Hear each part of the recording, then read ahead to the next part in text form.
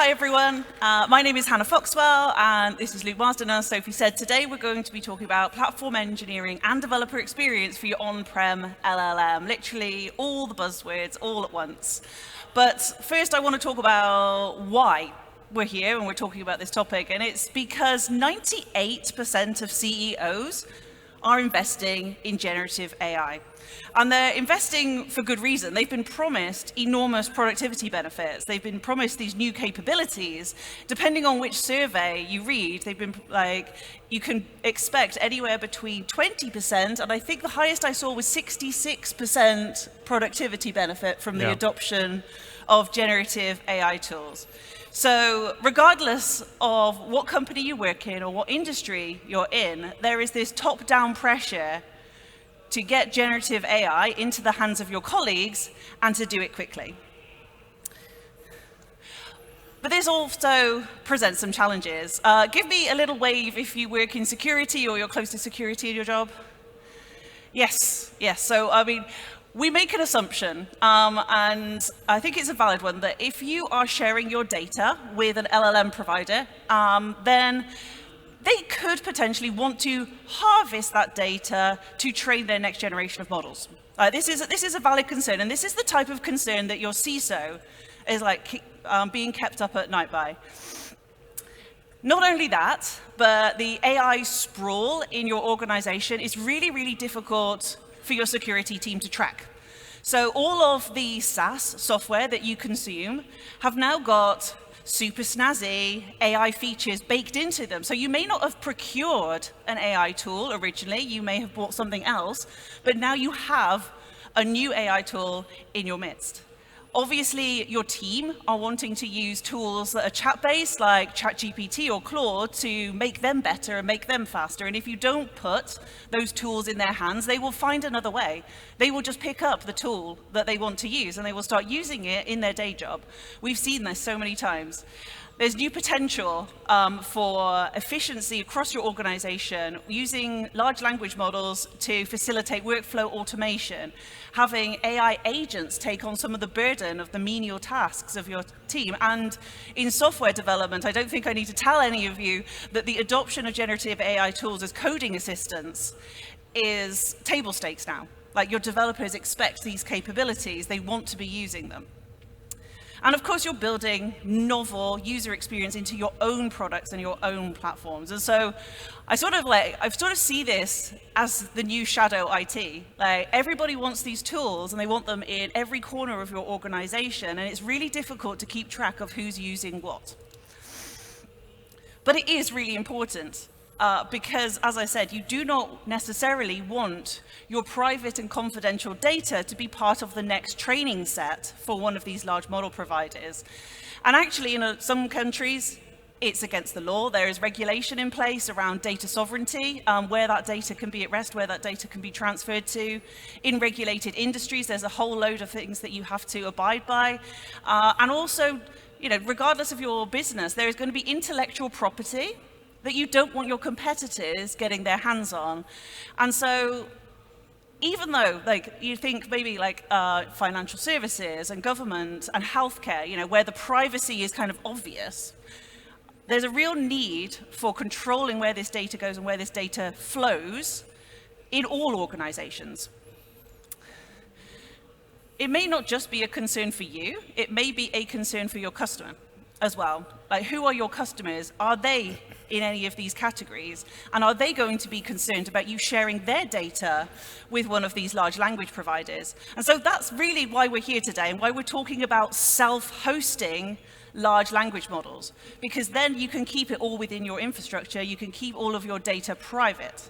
And we're going to be talking about how you enable developer productivity when working with these self-hosted models.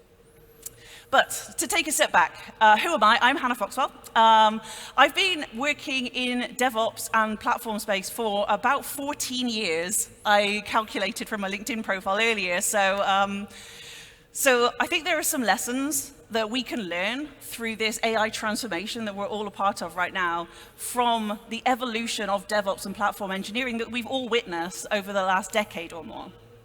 And this is my amazing co-presenter, Luke Marsden. Hello. Hi, everyone. It's nice to be here. So sort of by way of introduction, I've also worked in DevOps pretty much my entire career. So started with a startup that did storage for Docker and Kubernetes back in the very early Docker and Kubernetes days. Any Kubernetes fans in the audience? Yeah, so I was SIG cluster lifecycle lead for when we did the first version of kubeadm. So if anyone's ever installed a Kubernetes cluster with kubeadm, you can blame me. That was him. and yeah, so I then went and did an end-to-end MLOps platform before AI was trendy, and I then did consulting for a few years while the ChatGPT moment happened, and I saw firsthand kind of the opportunity that came from that to bring LLMs into Kubernetes clusters and run them privately for these sort of enhanced security and compliance use cases. Yeah. Awesome. So we're at Platform Engineering Day, so I'm probably kind of preaching to the converted here, but I want to go back to basics for a minute about why we talk about platforms anyway. Platforms are the messy area between your applications and your infrastructure. And we talk about platforms because there's a lot of complexity that goes into that domain. And we've been on a bit of a journey with DevOps. We went through a bit of a strange phase where we thought we didn't need ops at all, and we gave developers everything to do. You build it, you run it, including your infrastructure. And that wasn't necessarily the right solution to the problem. Delegating infrastructure, delegating security to your development team didn't necessarily give you the greatest control. And so the pattern that we've come to recognize now, and we call platform engineering, is about providing consumable services that your developers can use safely and securely to facilitate the delivery of value to their users. So we talk about application teams, we talk about developers, and they have a really simple mission. They are building an amazing product and a valuable service for their users, and it doesn't matter what their domain is. That's a really generic statement I think we can all agree with. The platform team mission is exactly the same. The only difference here is who the user is. So the platform team are delivering an amazing product and a valuable service to their users. Their users are the developers, and so they're building platform as a service to be consumed by developers to help them get their job done more easily and more safely. It's like a beautiful cake. It's a beautiful cake. And of course, there's an infrastructure team somewhere. If you're consuming a service via a cloud provider or you're consuming something on-prem, there is an infrastructure team. And they are also, guess what? They're delivering an amazing product and a valuable service to their users. And their users might be directly the application teams, or it might be the platform team who are consuming that as a service. And the needs of our developers are evolving. And so the needs of our platform team evolve with it, and the needs of our infrastructure team. And so now that we're talking about building these new experiences, using large language models into our applications, building agentic workflows where AI agents take on some of the work for us, building chat interfaces and workflows, these are new needs within the application domain, and we need new services to offer to those developers so that they can do so safely and securely. And so within the platform space, we start to look at which LLMs are we going to make available to our developers to consume, and can we do that centrally? What data and APIs need to be accessible to those LLMs that they can interface with? There's a common pattern known as RAG, Retrieval Augmented Generation, which allows you to essentially augment the knowledge that is kind of stored within a large language model with the knowledge and context relevant to your organization. If you haven't heard of that architectural pattern, have a Google of it, because it's incredibly powerful and there's just so many use cases for it. But again, we need the tools to be able to do this. And actually, in the underlying layer, you're starting to look at how do we consume GPUs? You might not have had to do that before. How do we provide vector stores, databases, and how do we do it all on Kubernetes, which is something that you've been focused on for a couple of years now. And so that's what this talk is about. It's a reflection on the evolving needs of developers and how that pressure to adopt generative AI is manifesting in the platform engineering team, because we need to start offering new and different services to our developers to meet this new demand. How are we going to be successful for in production with generative AI. And we think there is a platform engineering answer to this. Yes, so what we want to share now is the approach that we took to building one of these developer platforms. And I want to share the experience we had building that with you so that you can kind of learn from some of the mistakes we made and hopefully save you some time if you decide to build one of these yourself. So just to kind of look at the stack that we ended up putting together for this developer platform, we started out with private infrastructure at the bottom layer. And the reason that we started out with the assumption that we wanted everything to run privately and locally is that if you do it that way, then every other scenario is easier than that. So if you can crack like running it on your own GPUs, then you can do anything. We then built a GPU scheduler, which I'll talk more about in another talk tomorrow. We built a control plane, and then on top of that, we brought in the best open source models that are available. So these open source large language models, it's really interesting to look at the trajectory of those because they're getting better really quickly. And no one had really heard of like Llama 3.3 mostly, but everyone's heard of DeepSeek. And that just kind of shows you how open source models increasingly are in the news and people are paying attention to them. And people are now figuring out, like, how do I run that in my own infrastructure? Because I can actually run it myself. So next to that, we plugged in this capability for knowledge, which is what Hannah was saying is RAG, and also the ability to integrate with business systems via APIs. And then on top of that, because we're Kubernetes people, we decided everything should be version-controlled YAML. And so we brought in this kind of idea of an abstraction for these GenAI apps that consist of models, knowledge, and integrations as what we're calling AI spec. And we're proposing AI spec, and I'd love your feedback on AI spec as a sort of standard CRD format to describe all of the things that I'm going to show you. So yeah. Like I said, big believers in versioning, big believers in source control and version-controlled YAML. That's the only way that developers can stay sane and that platform teams can integrate changes with tests and so on. Yeah, I literally went insane about this the other day because I was building a little team of AI agents that all had to talk to each other. And they were talking to each other so seamlessly. They were getting shit done. And then I went off the rails with my prompt engineering, and all of a sudden they weren't getting things done anymore, and I couldn't roll back. I had no ability to do that. So I've felt this pain firsthand. Version all the things. So yes, then next, we brought in this ability to add knowledge and data and APIs, which is all about bringing that context into the right place so that the LLM doesn't make stuff up and instead like has information that's true to refer to when it's coming up with the answer.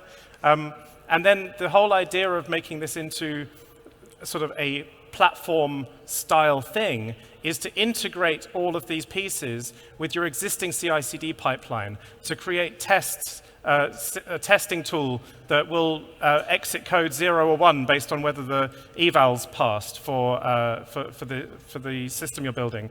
Where evals is kind of the AI equivalent of tests. It just stands for evaluations, and I'll show you that in a second.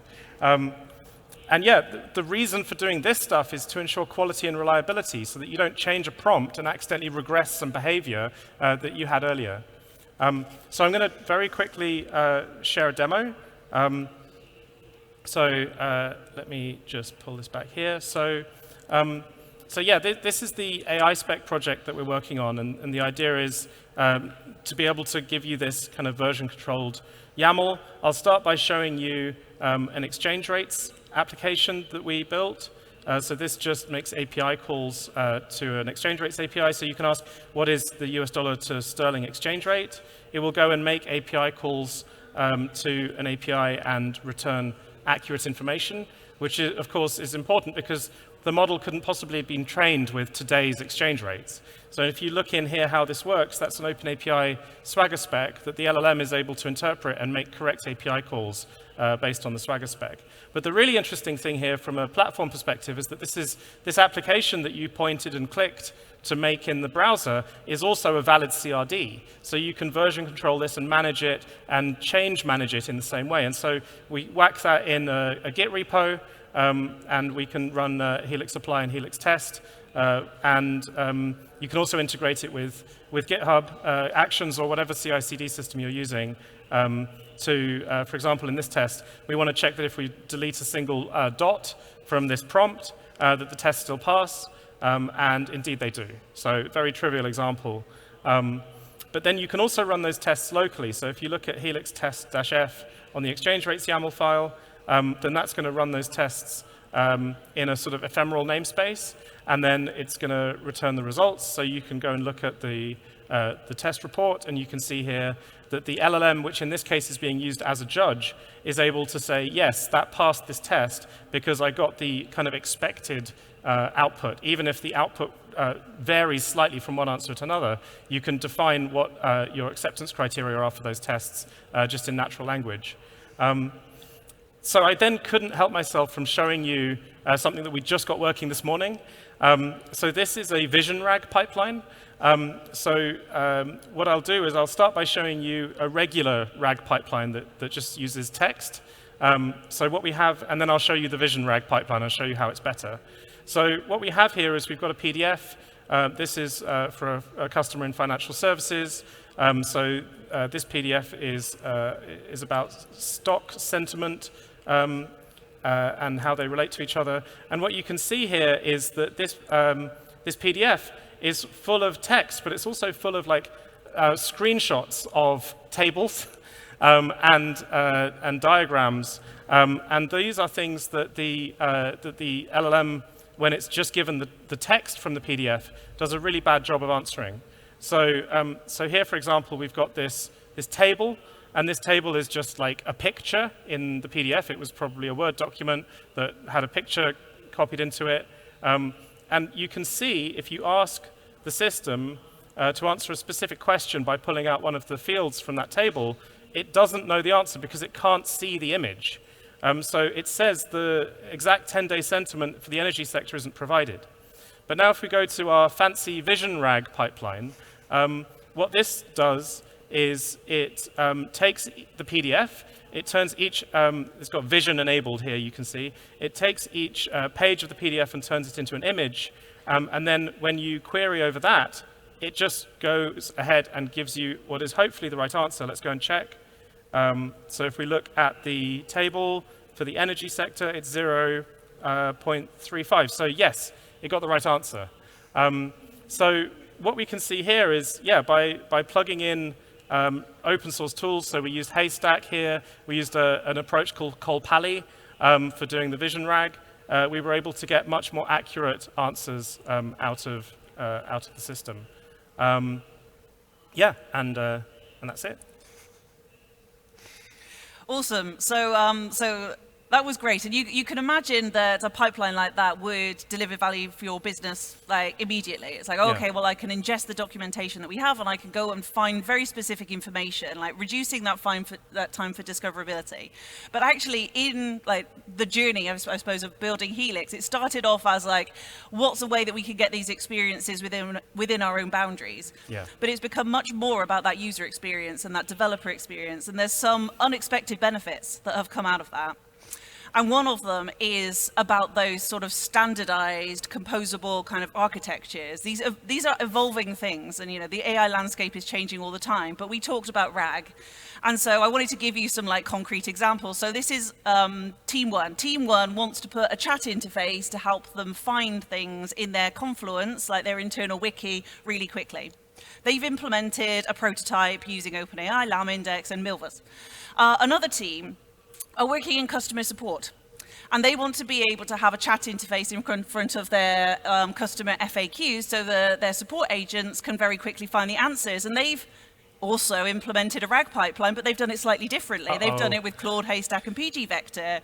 And like, you can see where I'm going. Like, there are so many use cases for this same architectural pattern. Like, you want a chat interface, but this time it's in your legal team, and they want to be able to look up the relevant corporate policies for a piece of work that they're looking on.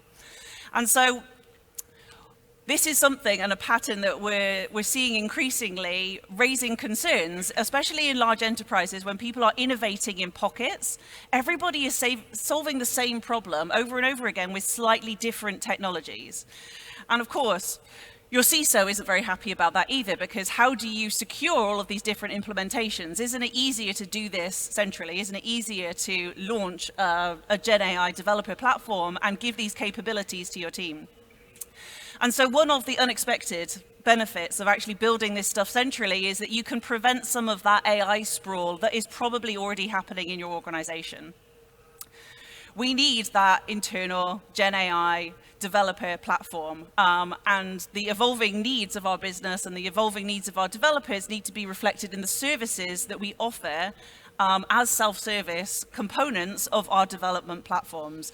We still want to build that amazing product and valuable service for our users, and the needs of our users are evolving rapidly. The other thing that I really like to talk about is, you can't have a conversation about AI at the moment without somebody going, but what about the energy consumption? And it's absolutely valid. Like, these are really valid concerns about the amount of energy it takes to train and utilize these very large, emphasis on like large language models. But the thing is, if you're taking some user input and you're converting that into JSON, you're putting that into a database, like that's not necessarily, it doesn't necessarily need a large language model. It doesn't necessarily need a language model that can plan a road trip across France or teach you how to cook a poached egg or like recite Shakespeare back to you. It needs a very specialist language model. And so by self-hosting, you are able to choose the right tool for the job and consume less energy as a result. You can use the smallest possible model for the task at hand. You can also fine-tune it to make it much more accurate. There's only so much accuracy you can get out of a generic model. You can actually create a model that's specialized to your needs. And of course, if you're controlling your hosting, you can control where you host. And I'm sure you're all aware that not all data centers are made equal. There are data centers that run on 100% clean and renewable energy, and then there are data centers that run on fossil fuels. If you're self-hosting, you get to choose where your models run. You can pick the smallest model for the job.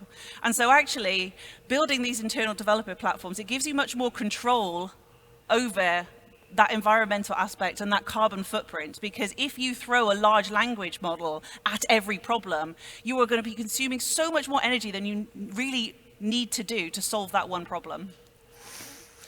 And of course, if you are consuming these services through an API, you're paying for your consumption of these services. So as this technology takes off in your organization, you're only going to consume more and more and more, and so the costs will accelerate against that. And so it actually may be a long-term cost-saving dimension to take some control of the large language models that you're consuming and actually doing it yourself and controlling the costs of that. So I hope we've given you a little bit of a flavor of what the next evolution of platform engineering might look like as this massive adoption of generative AI technologies starts to influence all of us. We haven't been able to go into like every single detail of the Helix platform, but we are going to be around all week, so you can come and say hello. I'm sure you've got loads of questions. We won't be able to answer them all right now, so connect with us. This is LinkedIn, or you can go and check out the GitHub at github.com HelixML. Thank you. Yes, and I just wanted to my final comment is, I'm super interested in people's feedback around the AI spec in particular, and whether you're thinking of building your own developer platform for GenAI, if you have an interest in doing that as configuration rather than every team writing separate code, then please connect with us on LinkedIn, and yeah, I'd love to talk about that. And yeah, thank you so much. Enjoy your week. Yeah, cheers.